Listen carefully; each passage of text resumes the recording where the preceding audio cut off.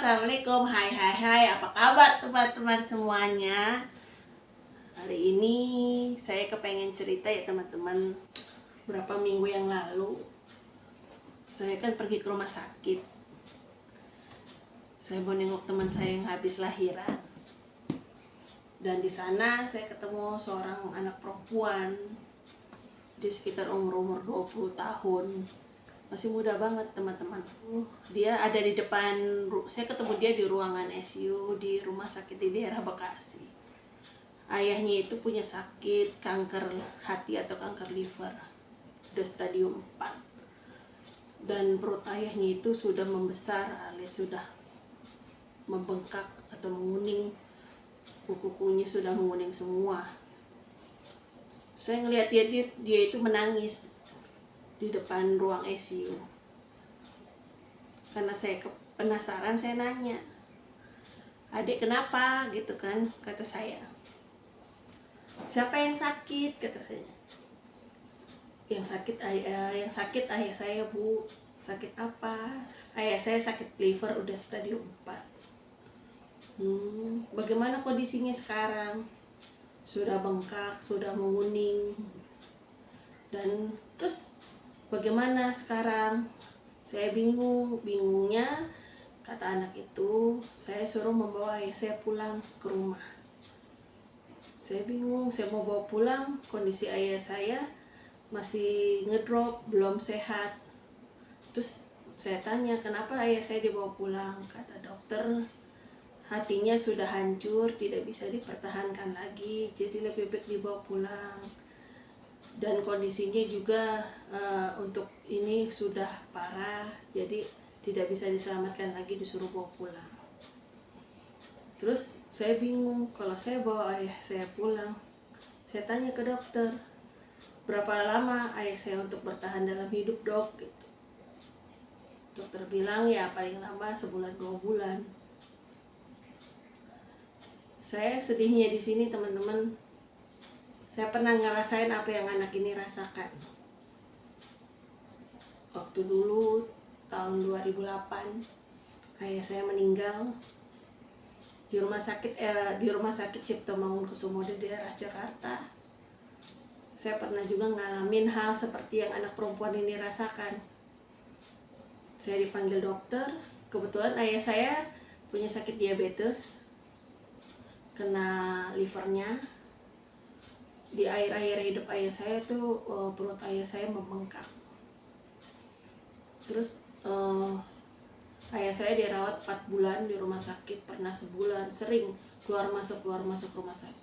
Bagi saya itu rumah sakit itu udah kayak rumah kedua. Saya hanya bergantian dengan ibu saya kerja, saya hanya ngurusin ayah saya di rumah sakit. Saya dipanggil sama dokter, pikiran saya mau tahu perkembangan ayah saya. Nyatanya dokter mengatakan, "Mbak, kondisi Bapak sudah parah, hatinya sudah tidak bisa dipertahankan lagi, lebih baik Bapak dibawa pulang." Saya kesel dong, kenapa ayah saya harus saya bawa pulang, sedangkan kondisinya kan masih bisa diselamatkan, masih bisa sehat lagi. Kata dokter, enggak bisa diselamatkan lagi, lebih baik dibawa pulang daripada di sini di rumah sakit juga tidak bisa berbuat apa-apa. Ya sudah, saya nunggu ibu saya pulang dari mengajar. Ibu saya kan dulu guru. Pas pulang ibu saya bilang, "Bu, kata dokter ayah suruh bawa pulang karena kondisinya tidak bisa dipertahankan lagi hatinya ayah, lebih baik dibawa pulang. Dan untuk bertahan hidup ayah hanya sebulan." Kebetulan saya pulang dari rumah sakit tanggal 29 Juli tahun 2008. Saya bawa pulang ayah saya dari rumah sakit Cipto Mangunkusumo. Saya bawa pulang dan tanggal 31 Agustus ayah saya meninggal. Yang ngebuat saya sedih di sini pas ayah meninggal itu, saya tanggal 2 Agustus saya lamaran dengan suami saya yang sekarang. Dengan kondisi yang ayah saya saat saya lamaran itu lemah, ngedrop. Cuma saya berpikir selama masih ada ayah, apa salahnya saya mengsegerakan saya untuk menikah gitu kan. Dan dipilihlah tanggal oleh ayah saya untuk kapan saya untuk menikah. Nyatanya Tuhan berkehendak lain teman-teman. Ayah saya menikah di bulan Oktober tahun 2008. Ayah saya meninggal tanggal 31 Agustus 2008. Sebulan setengah dari ayah saya meninggal, saya menikah.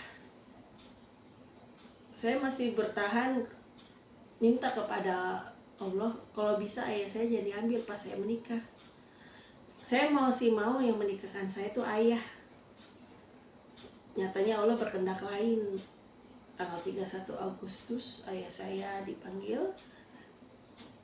oleh Yang Maha Kuasa, meninggal. Saat itu saya langsung drop. Nah, yang saya rasakan di anak ini apa? Saya juga pernah ngalaminya. Saya tahu kondisi anak ini yang di rumah sakit ini bagaimana. Pasti dia akan sedih sesedihnya, akan drop sedropnya, dia tidak akan pernah kuat. Mungkin dia akan gak tahu lagi pegangannya di mana. Karena bagi saya ayah itu pelindung yang ngelindungin saya apalagi anak perempuan, menjaga jangan sampai anak perempuannya itu disakiti oleh siapapun. Itu yang saya rasakan. Setelah ayah tidak ada, ya rasanya kayak hidup saya ngambang, tidak ada pegangan. Walaupun saya masih punya ibu, masih punya adik satu, tapi saya ngerasa nggak ada ayah tuh nggak punya pegangan teman-teman. Saya ingat waktu kejadian tahun 98, waktu itu reformasi penurunan Soeharto. Saya tuh waktu itu masih sekolah, dan di luar itu udah rame, banyak banget orang pada rampas, tawuran atau apa untuk penurunan Soeharto itu. Saya lagi di sekolah, saya masih SMA. Saya pulang waktu itu kebetulan jam 3. Nah, pas lagi rame-ramenya di luar sana, saya dilarang oleh guru-guru untuk pulang karena takut di luar sana ada penjarahan atau apa. Banyak sekali penjarahan di jalan-jalan. Saya tidak diperbolehkan pulang oleh guru-guru. Akhirnya saya telepon ke rumah. Waktu itu pakai telepon rumah, belum ada handphone. Yang ngangkat ayah saya. Terus kata ayah, ya dia nggak bisa pulang karena nggak boleh keluar dulu karena kondisi di luar banyak penjarahan. Sedangkan kata ayah, udah nanti ayah jemput. Jangan ya, nanti aja gitu. Gak apa-apa, ayah jemput. Akhirnya benar-benar saya jam 4 dijemput oleh ayah saya. Walaupun di luar sana orang banyak pada bawa pedang, bawa kayu, bawa senjata tajam, apa yang bisa untuk menyelamatkan diri mereka. Banyak penjarahan. Saya dijemput ayah saya di SMA saya di daerah Kayu Tinggi Cakung. Saya dijemput sama ayah saya. Dan saat saya pulang itu, saya ketakutan. Pulang dari sekolah itu saya ketakutan. Walaupun saya pergi naik motor sama ayah saya ketakutan karena orang banyak pada ngamuk-ngamuk, teriak-teriak di jalanan itu. Saya peluk ayah saya di belakang motor itu.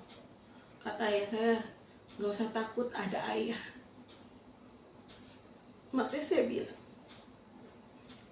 ayah itu pelindung.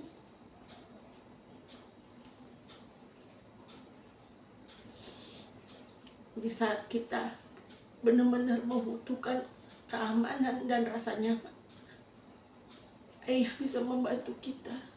Ayah bisa melindungi kita. Bagi kalian yang masih punya ayah, manfaatkan waktu kalian untuk membahagiakan orang tua kalian.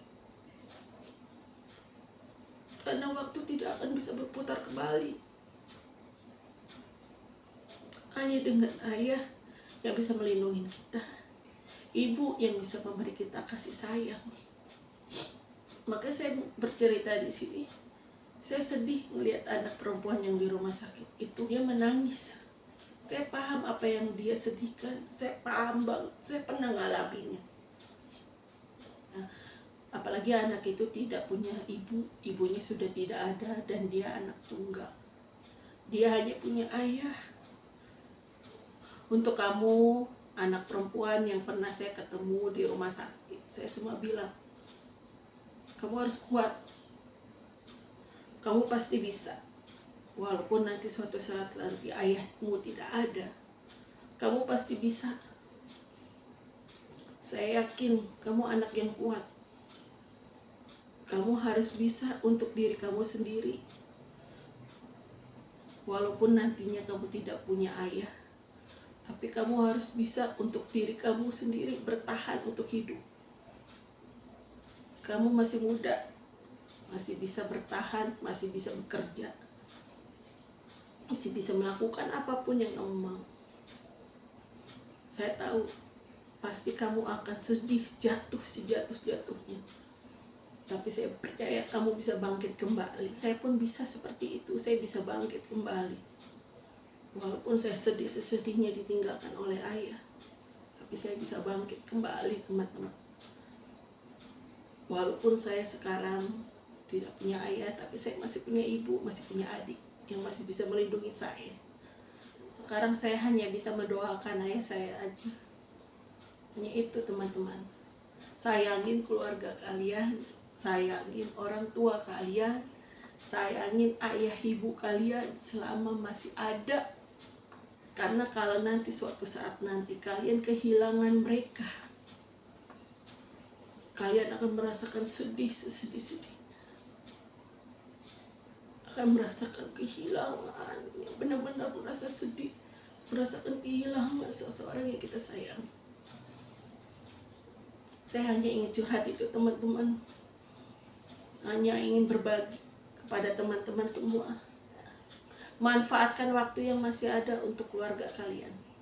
Makasih teman-teman sudah mendengarkan cerita saya hari ini. Mudah-mudahan cerita saya bermanfaat buat teman-teman sekalian. Terima kasih. Dadah teman-teman. Assalamualaikum.